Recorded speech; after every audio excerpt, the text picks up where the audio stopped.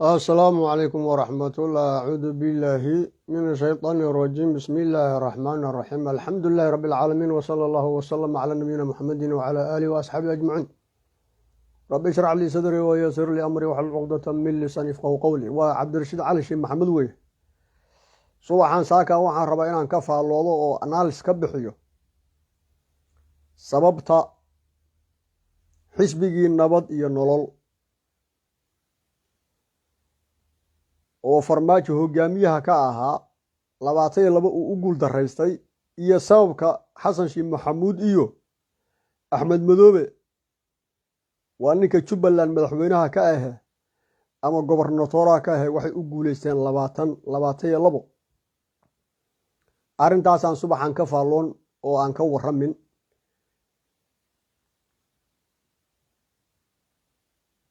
warkeennana waxaa saldhig u ah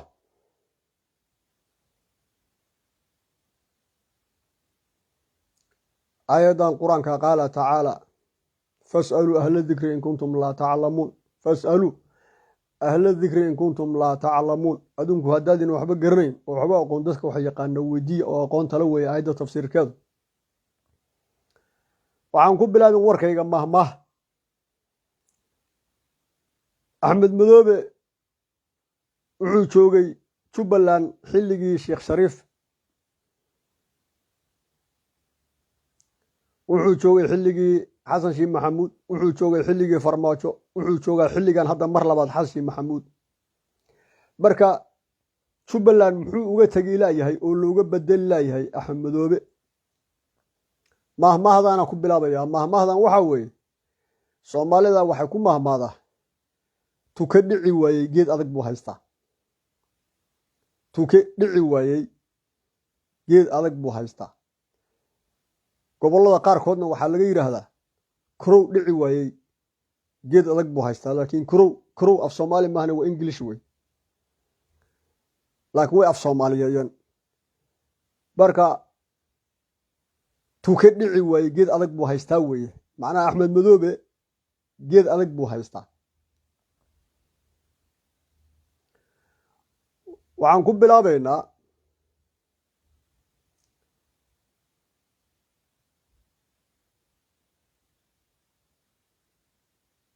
maxamed cabdullaahi maxamed farmaajo markuu waddanka madaxweyne ka noqday 8 Febraayo 2017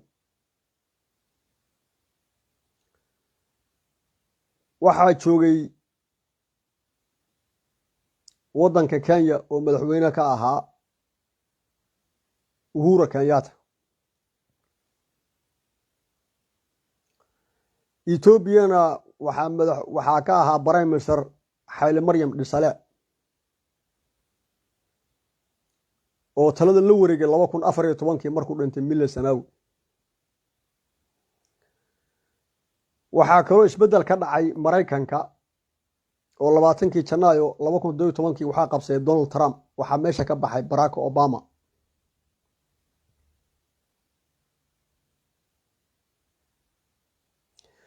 Soomaaliya isbedel baa ka dhacay oo asaga farmaajo yimid waxaa baxay oo kursiga baneeyay xasan sheekh maxamuud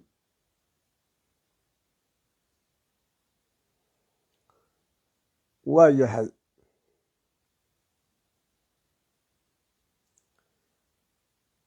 ayadoo saasa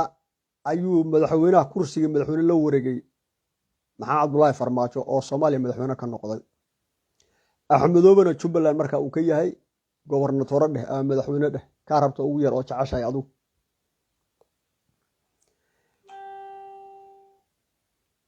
waxaa waddanka markaas haystay oo faragelin ba'an ku hayay Ethiopia iyo xisbigii Mille Zenawi oo uu la wareegay ninka la yiraahdo Haile Mariam Desalegn oo xisbigii Mille Zenawi ka tirsanaa laakiin asagu aan nasab ahaan aan Tigray ahayn laakiin ka yimid koonfurta Ethiopia meesha Tigrayguna degan yahay waqooyiga Ethiopia ama North Ethiopia ayay degan yihiin Tigrayga Mille Zenawi iyo Tigraygu waxay degan yihiin North ayay ka degan waddanka Ethiopia Haile Mariam Desalegn wuxuu ka yimid South Ethiopia ka yimid marka mabda ahaan ayuu uga tirsanaa dowladdii oo barnaamijka ka ahaa ninka la yiraahdo Mele Sanawi, laakiin asagoo ninku qabiila Mele Sanawi Tigreega dalka qabsaday 91kii oo Mingista Xaali Maryam ka kaxeeyay maaha. Afrikana mabda xisbiga wadanka haysta waxaa ka xoog badan qabyaaladda iyo qabiilka ka xoog badan. marka macnaheedu waxa weeye Mele Sanawi markuu barnaamijka Itoobiya ka ahaa qabiilkiisa oo Tigreeba haystay nin soo jabhadeeyay oo wadanka asagu qabsadana oo barnaamijka asagu qabsadana oo kursiga ka ciirsaday Mingista Xaali Maryamna wuu ahaa. laakiin ninkan barnaamijka markuu qabsaday dhaxaltooyo ninkii ka sareeyay oo Mele Sanawi u dhintay ayuu ku qabsaday. marka qabiilka meesha haystana ma aha, nin soo jabhadeeyo meesha asagu madaxweyne hore ka ciirsadana ma ahan, waa nin la magacaabay barnaamijka ku xigeen si Itoobiya qowmiyado kala duwan maadaama ay tahay loogu qanciyo meesha loo keenay way. macnaheedu waxaa ka xoog badnaa way raggii ka hooseeyay oo Tigreega ahaa dhowrkii sano oo meesha joogay ilaa Abiy Ahmed uu yimid, ninkaasaa ka xoog badnaa. haddana markuu joogay sanad iyo xoogaa Itoobiya sidoo baa ka dhacay, Oromaa qabsatay iyo Abiy Ahmed oo Oromo ah ayaa barnaamijka noqday. marka farmaajo wuxuu la shaqeeyay weeye laba system oo kala duwan iyo laba qowmiyood oo kala duwan. systemkii hore oo ahaa min Xaali Maryam Dhisale iyo qabiilkii Tigreega oo wadanka haystay 27 sano markuu farmaajo qabsaday, iyo 2018kii ay qabsatay dalkii Oromo oo Tigreega meesha laga barabixiyay. Xaali Maryam Dhisale oo South ka yimid Itoobiya laga barabixiyay oo nin kale Oromo ah oo barnaamijka wadankii qabsaday oo la yiraahdo Abiy Ahmed. siyaasadii Itoobiya oo isbedeshay markaa oo awal Mele Sanawi ilaa Xaali Maryam Dhisale Soomaaliya faragil xoogan bay ku hayeen.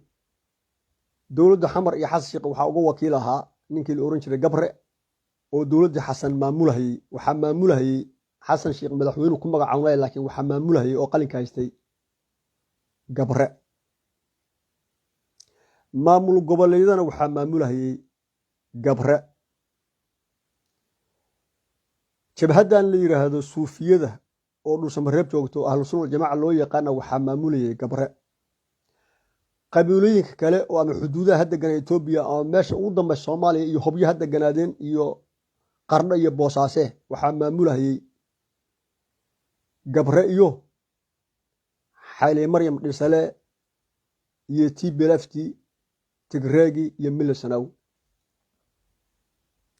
ayadoo saas ah ayaa dalka madaxweyne ku noqday farmaajo. kadibna farmaajo shaqadii ugu horreysay qabtay waxay Gabre inuu wadanka ka saaray. safarkii labaadna ama shaqadii labaadna waxay inuu adsawo tagay Xaali Maryam Dhisale uu la hadlay uu yiri faragelintan aad nagu haysaan naga joojiya, gaar ahaan maamul goboleedyada xiriirka u jar oo maamul goboleeda ha la shaqaynin. arrintan uu aqbalay Xaali Maryam Dhisale, laakiin muxuu aqbalay kor ku aqbalay intii la arkayo aqbalay. oo maamul goboleed ka safra Soomaaliya oo taga Itoobiya oo uu qaabilo wuu diiday. laakiin basaasiintii jawaasiistii ahaa ama Tigreega ama Soomaalida oo asaga u shaqaynaysay oo Soomaali u joogtay sidii bay u shaqaynayeen. ilaa maanta hadda hadlayo 12 bisha June 2022 sidii bay u shaqaynayaan kuwii Soomaalida ahaa oo Tigreega iyo Mele Sanawi iyo Xaali Maryam Dhisale jawaasiista ahaa weli waa jawaasiis weyn. weli Tigreegi baa bilo oo lacag u soo dira, weli warkii bay Tigreeg u gudbinayaan. ayadoo saas ah Abiy Ahmed qabsaday markaas waxaa yaraaday oo hoos u dhacay ilaa boqolkiiba 75 hoos waxaa u dhacay jawaasiistii u shaqaynaysay Tigreega iyo Xaali Maryam Dhisale oo Soomaalida ahaa ayaa yaraaday. 25% ayaa soo haray. 25% oo qaarna dawladda farmaajo ka mid ahaayeen ama saacadan hadlayaba markuu dhacay ay ka mid ahaayeenba oo intuu joogay bay la shaqaynayeen asagoo ama ha ogaada ama yuusan ogaan, iyo meelo kale oo leexleexsan, shaqooyin kale oo leexleexsan kuwo ku dhuumanayay.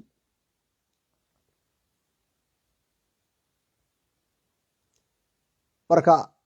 75taas uu go'ay xiriirkii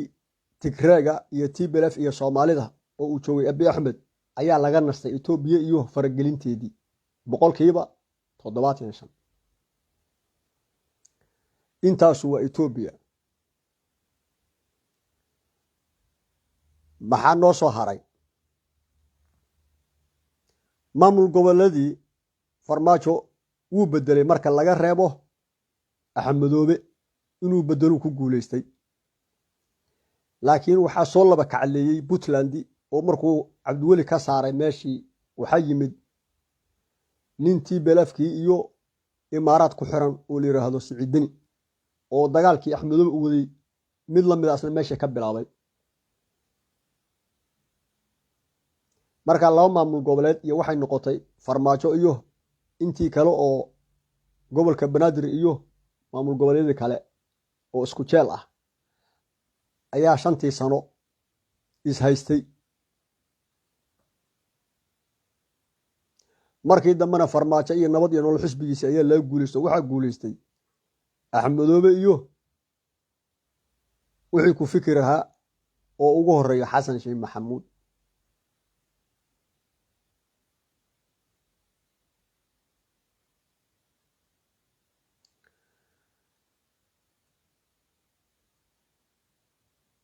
wadanka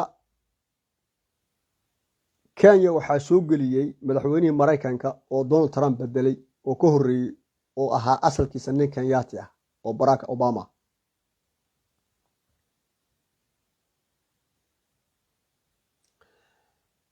Axmed Madoobe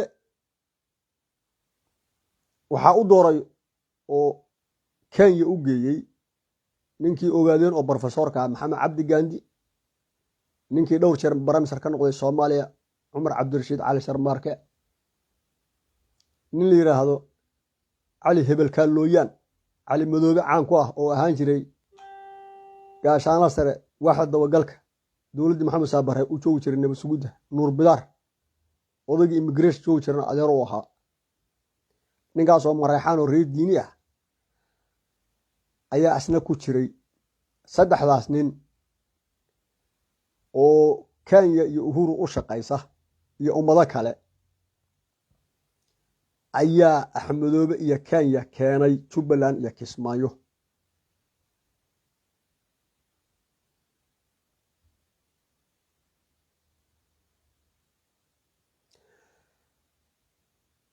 marka tiirarka uu ku taagan yahay Axmedoobe oo sidii Turkiga u haystaa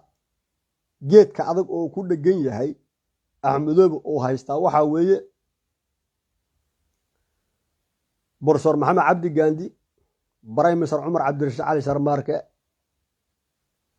Janab Muusi Cabdullaahi Yuusuf, General Cali Madoobe markaas ninka reediin. marka wuxuu ku tiirsan yahay ama geedku ku taagan yahay waxa weeye Axmedoobe, Kenya iyo Uhuru Kenyatta. Professorku waaba dhintay ogaadeen Maxamed Cabdi Gandi Allah u naxariisto, meesha waa ka baxay. Cumar Cabdirashiid waa nool yahay, Cali Madoobena waa nool yahay. marka hadda saddexdaas geed ayuu ku taagan yahay Axmed Madoobe, Kenya iyo Uhuru Kenyatta, Cumar Cabdirashiid Cali Sharmaarke iyo Cali Madoobe, General Cali Madoobe. waa yahay Kenyana xagee ku taagan tahay Uhuru Kenyatta? waxay ku taagan tahay shirkadaha shidaalka ka raba badda Kismaayo oo ay ugu horeyso Norway, oo ay ku xigto Qatar, oo ay ku xigto shirkad kale oo Tayaan laga leeyahay. ama talyaaniga iyo khadar isku dar oo hal shirkad ka dhig, ama kala saar oo khadarna shirkad ka dhig, talyaaniga shirkad ka dhig. saddexdaas dowladood iyo shirkadahooda ayuu ku taagan yahay waddanka Kenya iyo Uhuru Kenyatta.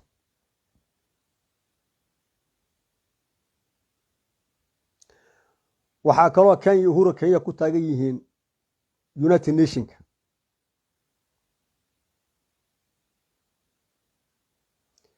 United Nationkuna wuxuu ku taagan yahay dowladda Maraykanka oo bixisa 75% dhaqaalaha lagu fangareeyo oo lagu wado UN-ka.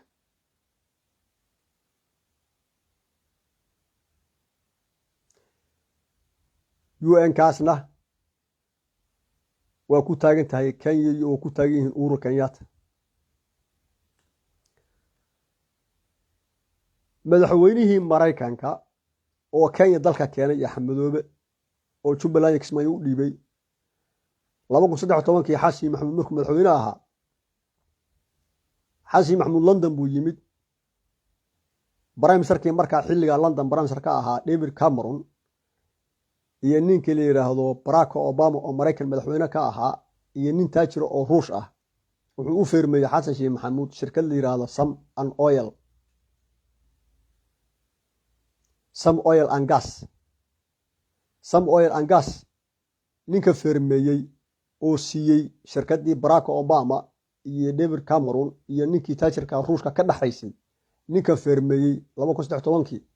waa Xasan Maxamuud ka hadda madaxweynaha marka labaad. halkaasna waxaa soo galay shirkad kale oo cusub oo shidaal oo Soomaaliya shidaal ka rabto ka dhaxaysa Barack Obama, David Cameron oo Prime Minister Ingiriiska markaa ahaa 2013 nin taajira oo Ruusha oo shirkadda maal gelinay. halkaasna waxaa ku jira marka xiriir ka dhaxeeya Kenya iyo Xasan Maxamuud oo asalkiisa ka yimid Barack Obama iyo David Cameron iyo taajirkii Ruushka. waa shirkadii afraad markaas oo saddex nin leeyihiin oo saddex wadan ah Maraykan, Ingiriis iyo Ruush.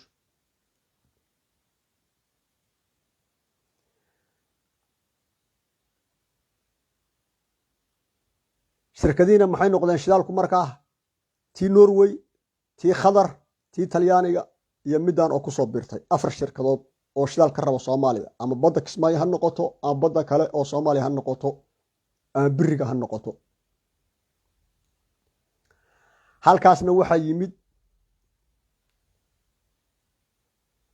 tiir saddexaad oo ah laba dowladood oo Maraykan iyo Ingiriis ah iyo labadii nin oo madaxweyne Prime Minister ka ah Maraykanka iyo Ingiriiska oo dhinacna maamulkii bay ka haystaan dhinaca shirkad Soomaaliya shidaal ka rabta ayay leeyihiin oo owner ka yihiin. halkaasna Uhuru iyo Kenyatta iyo dowladda Kenya waa ku taagan yihiin. dowladda Maraykan iyo dowladda Ingiriiska iyo labadii nin oo xilligaas 2013 maamulka haysay.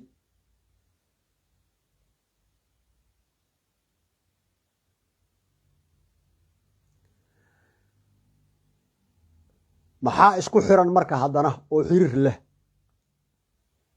shirkadaha shidaalku waxay xiriir la leeyihiin UN-ka oo dhaqaalaha UN-ka ku baxa oo Maraykanku u bixiyo 75%. Maraykanku wuxuu ka qaadaa shirkadaha waaweyn oo ama shidaalka ama dahabka ama diamondka iska leh. nimanka taajiriintu lacagta ka qaada Maraykanku deedna UN-ku siiya. UN-kuna marka ciidan bay siiyaan. ciidan yay siinayaan shirkadaha shidaalka ama dahabka ama diamondka. xagee la geynayaa? Zaire oo kale. Zaire 92 ilaa hadeertaan ciidamo UN ayaa wardiyeya. maxay wardiinayaan? diamondka iyo dahabka inta ay shirkadaha ka guranayaan taajiriintu Zaire ama Konga Kinshasa waxaa shaqadaas qabanayo wardiinaya ciidamada UN-ka. ayaguna dahabkay ka soo xadaan iyo diamondka ay ka xadaan Zaire ama Kongo Kinshasa ayay ku fangareynayaan UN-ka. Maraykankuna yuu u dhaxeeyaa UN-ka iyo wuxuu isku xirayaa shirkadaha ama shidaalka ama dahabka ama diamondka iska leh. sidaasaa waxaa iskula shaqaysta oo isku hal kambani ah dowladda Maraykanka iyo UN-ka iyo taajiriinta shirkadaha shidaalka iyo dahabka iyo diamondka iska leh. Ingiriiskuna واسك أمريكان يربوي ماشي أمريكا هذا ما دام اسكو ضد يهين oo Mareykanka iyo Ingiriisku waa Mareykanka galmudug iyo Mareykanka gedo kala weey marka meel kasto oo Mareykan joogo Ingiriis waa jooga meeshii Ingiriis joogana Mareykan waa jooga marka lama kala saaro Mareykanka iyo Ingiriiska waa isku hal dawlad weey oo laba qaarad kala degan intaasoo marka isla socota ayuu ku taagan yahay dalka Kenya iyo Uhuru Kenyatta ayaguna waxay ku sii taagan yihiin Kenyatta iyo Uhuru Ahmed Madoobe iyo labadan Soomaaliga Umar Cabdirashiid iyo General Ali Madoobe waayahay janankii waxaan leeyahay professorkii dhintay Maxamed Cabdi Gaandi wuxuu wakiil ka ahaa dawladda Faransiiska uu shaqayn jiray oo professor oo ahaa jaamacad uga dhigay jiray danaha Faransiiska ayuu ka raadin jiray Soomaaliya oo markay Soomaaliya dan ka leeyihiin waayigii 7 u dirsaday oo yiri Soomaalida qabiilka inoo soo kala qor oo marka qabiilka wuxuu u qoriyay Faransiisku ahaa oo lacag ka qaadanay Kenya adiga u dirsaday iyo badda shidaalkaas ay wax uga helaan shirkadaha shidaalka Faransiisku inuu ka qayb qaato ninka Faransiis buu u shaqeynayay marka Professor Maxamed Cabdi Gaandi Umar Cabdirashiid uu u shaqeynayaa UN ku u shaqeyn jiray muddo dheer waxa UN ka shaqo dhan way siiqana waa saaxiibadiis weey dabcan marka qofka UN ka u shaqeeyana dawladda Mareykan wuu u shaqeeyaa ninkaasna marka Mareykan buu u shaqeeyaa waa sidaan uu aaminsanahay ilaa saacadan ilaa intuu ka dhimanayo Umar Cabdirashiid Canada passport waa ka haystaa laakiin wuxuu u shaqeeyaa UN ka iyo Mareykanka Ali Madoobe General Ali Madoobe wan expertise ku ah jaajusnimada maadaama uu waxa dabagalka nabasuuda joogi jiray xilligii dulisa bare waqti dheer nabasuud uu ahaa ilaa xidigle ilaa gaashaana sare dawladii Cabdullaahi Sano wuxuu noqday taliyaha booliska oo Soomaaliya wan marka professionkiisa ku shaqeysta oo aqoontiisa jaajusnimada lacag ku bedesha asaga dabacad ahaan lacagtan ba xirta wax kale oo xiran ma leh Ali Madoobe nasab ma xiro diin ma xirto ilaahi aakhira ma xirto rasuul ma xiro sallallahu alayhi wasallam hungurigiisa iyo calooshiisa u shaqeysta aqoontiisa jaajusnimada ku shaqeysta wixii lacag siiyo u shaqeeya wala reedunus u shaqeynay wala baxawaduna u shaqeynay wala marxan buu shaqeynay wala darad buu shaqeynay wala Soomaali u shaqeynay wala islaam buu shaqeynay wala bani aadam ma shaqeeyo ninkaas calooshiisa u shaqeysta General Ali Madoobe sababkaas uu raacay marka Umar Cabdirashiid iyo Professor Maxamed Cabdi Gaandi iyo Kenya ilaa intuu ka dhimanayaan waa saas haduusan toobad keenin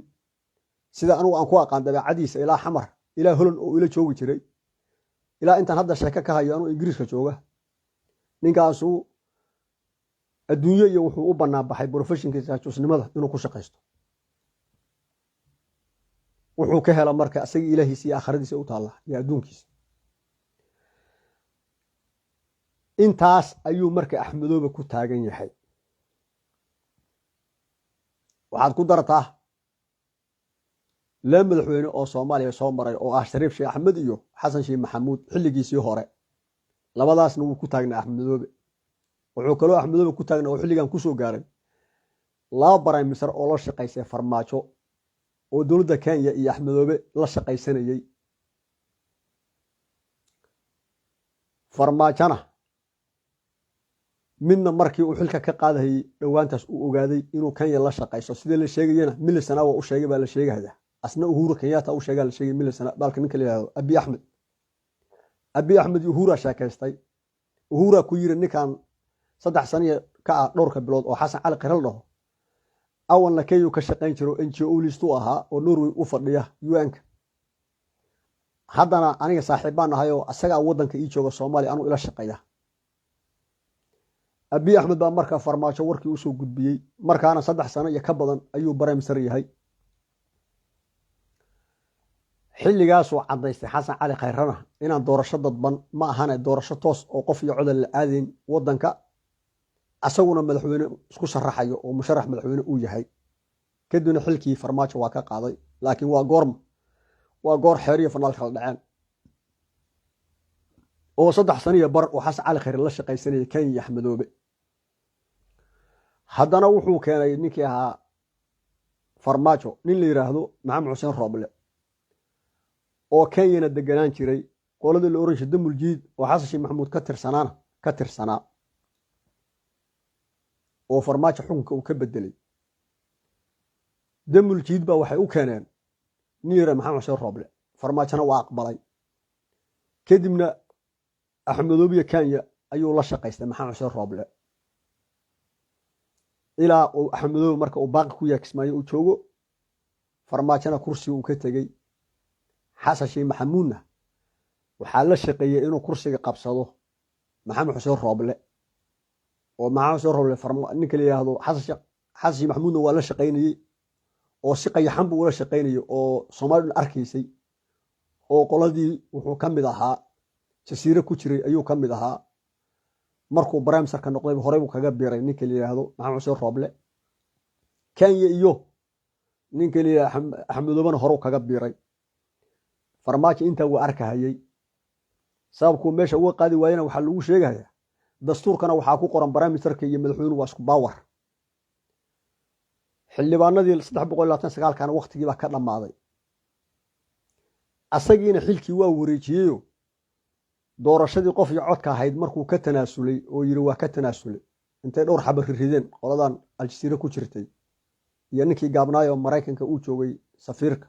Yamamoto ayuu yiri doorashadii baarlamaanku feermeeyay asaguna feermeeyay shacabkuna sugayay aniga farmaajo kaliya ka tanaasulay sababta anu rabshan rawmiye dhowr xaba cirka loo riday daljirka daasonna waxa istaagay ninkii la oran jiray magaciisa muxuu ah General Yusuf indhacde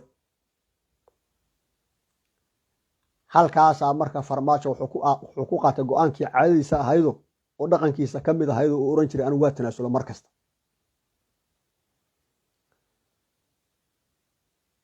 tanaasulka isaga iyo dastuurka la sheegay madaxweynaha iyo waa isku awood barnaamijka xilka ma qaadi karo iyo xildhibaanadii waqtiga ka dhamaaday oo sida xasan cali khayr aan ka qaadi karin ayaa marka cumar dheer uu ka helay ninkii la oran jiray maxamed xuseen rooble oo ilaa saacada wadankii asagu barnaamijka ku yahay wilna uu saxaashi maxamuud barnaamijka kala magacaabin ninkaas marka ka shaqeeyay inuu xasan sheekhna soo noqdo farmaajona kursiga laga kaxeeyo axmedoobna uu joogo marka laba barnaamijsar oo asaga uu gacantiisa ku magacaabay iyo go'aankiisa farmaajo ayaa ka shaqeeyay inuu xasan maxamuudna yimaado oo guuleysto axmedoobna guuleysto oo Jubbaland uu joogo horana xasan sheekh maxamuud oo la shaqaysanayay Barack Obama iyo David Cameron iyo Uhuru Kenyatta ayaa dalka madaxweyne ka ahaa oo marka axmedoobna saasoo ku joogay oo xasan maxamuud raalli ka ahaa ka horna wadanka waxa madaxweyne ka ah Sheekh Shariif oo Kenya la shaqaysanayay oo ninka badii gatay Kenya 15 milyan Norway ka siistay xoogana ka sii Umar Cabdirashiid oo barnaamijka u ahaa xoogana ka sii Cabdiraxmaan Cabshukuur Warsame Beyle oo ninkii feermeeyay badda Kenya u feermeeyay sidaas marka axmedoobe wuxuu ku yahay tuke dhici waayay oo geed adag haysta Shariif Sheekh Axmed baa Kenya la shaqaynayay iyo wixii shirkado ahaa oo shirkadda Norway oo 15 milyan siistay ugu horeyso asaga xasan Shariif Sheekh Axmed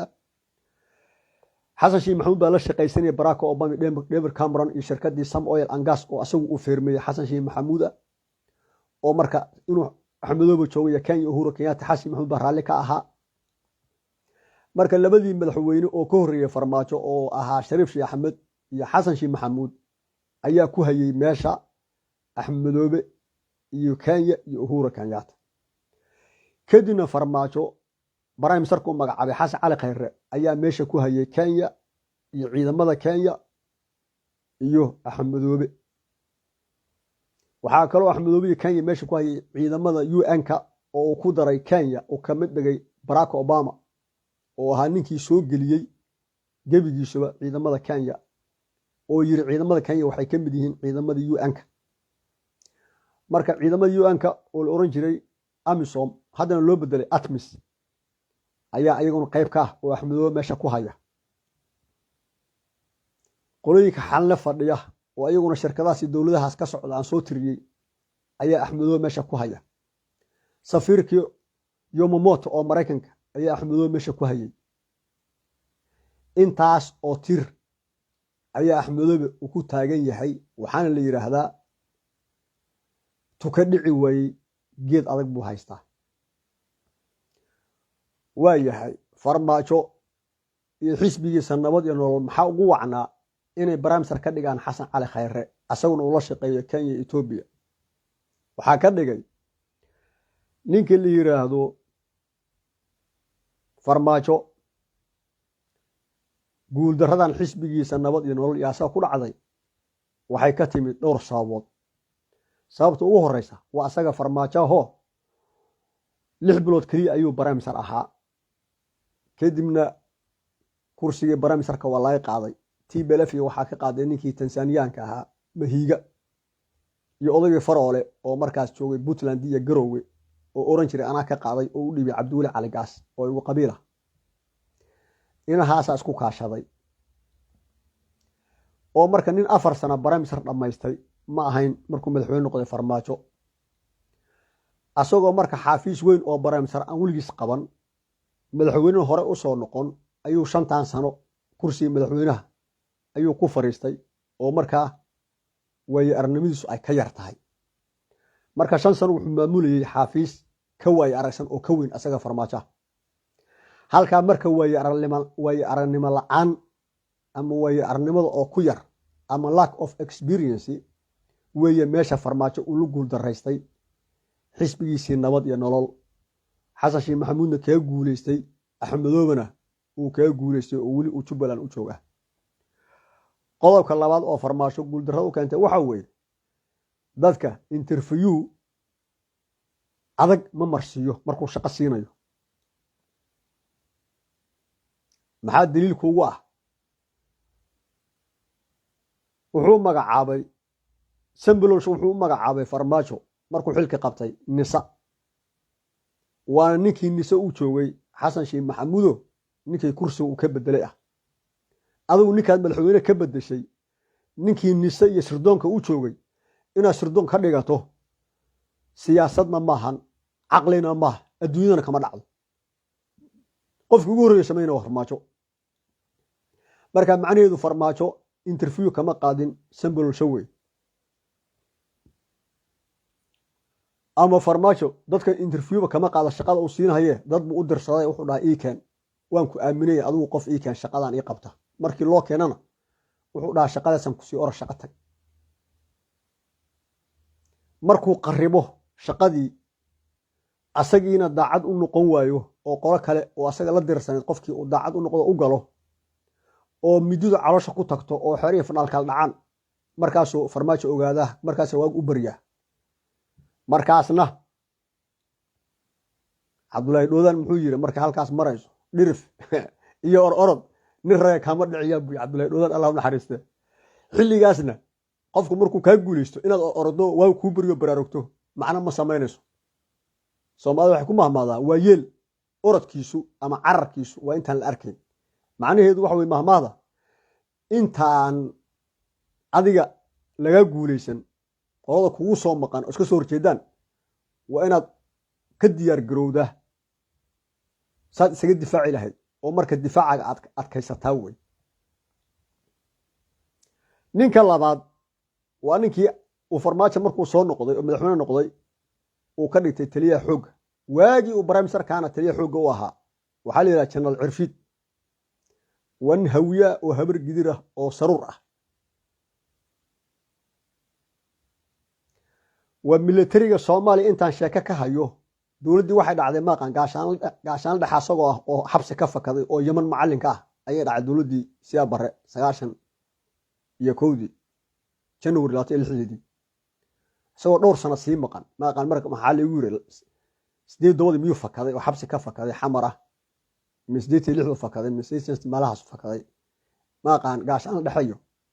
aragiisa aniga waxay ugu dambeysay gaashaan la asagoo ah oo cawaq jooga oo aan yar ahay 79kii ayaa ugu dambeysay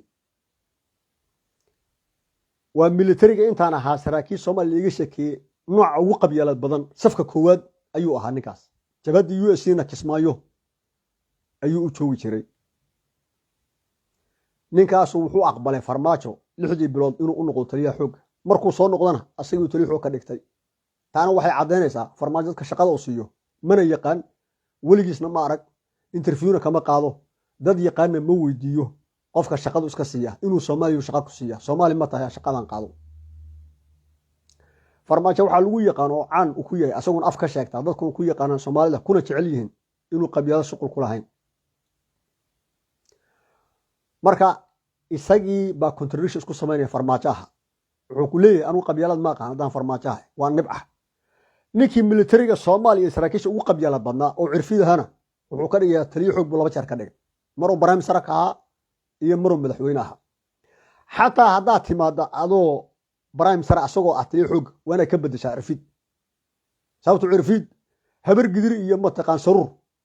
buu yaqaana xataa hawiye ma yaqaan heerka qabyaaladiisu marayso haddana madaxweynaad noqotay mar labaad u yeeratay ilaa berri uu ku fashilmay marka qofka hadaad aqoon qof yaqaan baa loo yeertaa waxa la qofkan muxuu yahay markuu soo shaqayn jiray mabdiisu muxuu ahaa backgroundkiisu muxuu ahaa macnada idin sheegay farmaajo inuu ku qaldamay ninkii niso u dhiibahayay markii ugu horeysay xilkiisa oo Sanbalosha ahaa shaqadaasna Sanbalosha inuu siiyo qalad bay ahayd waana laga raacay farmaajo oo Sanbalosha waa ninkii dhiibay qalbi dhagax oo hadda ilaa hadda ADC loo haysto farmaajo taliye xoogana farmaajo waa ku khaldamay oo waa ninka la cirfid ninka u magacaabay way taliye xoog laba jeer markuu barnaamij sarka iyo markuu madaxweyne ah taasna waa ku qasaaray farmaajo ninka saddexaad waa Xasan Cali Khayre oo 3 sano barnaamij ahaa asna uu ku qasaaray mana aqoonin cidii uu keentana ma weydiin umana baahna oo farmaajo inuu dadka weydiiyo interview Soomaali ma tahay shaqadan tag ninkii afraad wuxuu ahaa mid ka hadda barnaamij sarka maxamed soo rooble asaga interviewna kama qaadin umana baahnayn waa loo keenay wuu qaatay wuu aaminay afartaas qof oo afar jogo waaweyn Sanbalosha nisaa cirfid oo laba jeer xooga dalka ah Xasan Cali Khayre oo barnaamij sar ah maxamed soo rooble barnaamij sar afarta jogo oo jagooyin waaweyn ah oo 3 jogo waaweyn ah oo jagooyinka dawladda ugu muhiimsanaaba ah hadduu farmaajo aqoon way dadku u dhiibahayo oo saxda ah oo dad qaldan u dhiibtay interviewna una ka qaadinin hadhowna labadii askarta ahaydna uu bedelay oo Sanbalosha nisa ka qaaday kii kale xooga ka qaaday barnaamij sarkiina baarlamaanka uu adeegsaday Xasan Cali Khayre kii kalena maxamed soo rooble qaab uu kaga qaadan waayay oo meelba ka soo xirantay ilaa asagii uu ka kaxeeyay kursigii oo uu saaray Xasan Sheikh Maxamuud Axmedowna Jubbaland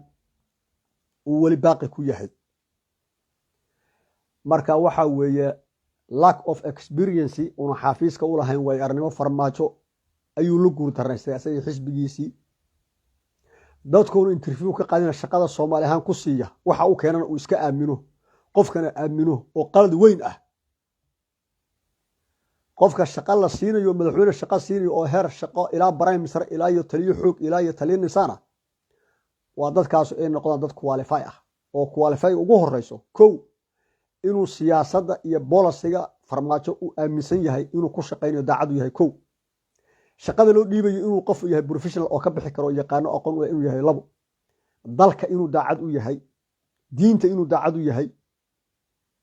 shaqada laftigeeda inuu daacad ka yahay oo waxa jirta shaqada yaqaan laakiin aan daacad u ahayn intaas awgeed labadaas qodob oo way arnimo la'aan ah oo asaga farmaajo haysatay iyo midaan dadka uu shaqada siinayo interview ka qaadi iskana aaminayo dadna u dirsanayo markay uu keenana uu aaminayo hadhowna dadkii cadowgiisa u galahayaan labadaas qodob ayaa farmaajo nabad looga adkaaday oo ku guul dareysteen Xasan Sheikh Maxamuudna uu ku guuleystay madaxweyne hadda ku yahay kuna soo noqday Axmedowna uu 5 sano farmaajo joogay xafiiska uu ku joogaa Jubbaland oo madaxweyne kaga yahay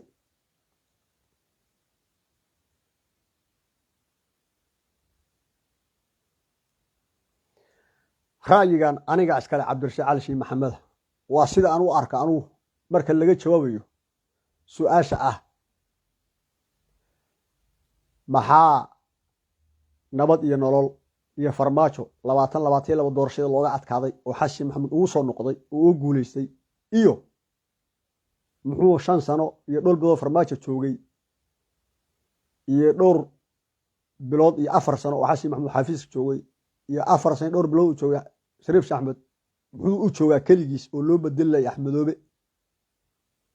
ama ciidamada Kenya iyo axmedoobe looga saar leeyahay jubooyinka su-aasha marka laga jawaabayo qaabkan idin kugu sharaxay baa shacabka Soomaaliyeed aniga fikirkaygu halkaas ku dhaca intaan xog ogahayo inta aqliga uu sheegayo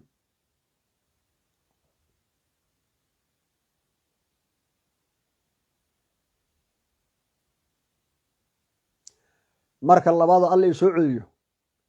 qodobkan qaybtiisa labaad waxaan kaga hadli doonaa xilligii ugu fiicnaa oo farmaajo uu ka guuleysan karay xilkana ka qaadi karay axmedoobe waqtiyadii ahaayeen iyo channelkaas u beerdareeyay in laga raacay farmaajo waa inoo qaybta labaad iyo markii alla soo celiyay iyo qodobkan oo aan sii wado haddii alla yiraahdo shacabka Soomaaliyeed aad iyo aad baa u mahadsantihiin wa sallallahu ala nabiyina muhammadin wa ala alihi wa ashabihi ajma'in wa salaamu alaykum wa rahmatullahi wa barakatuh wa maghfiratuh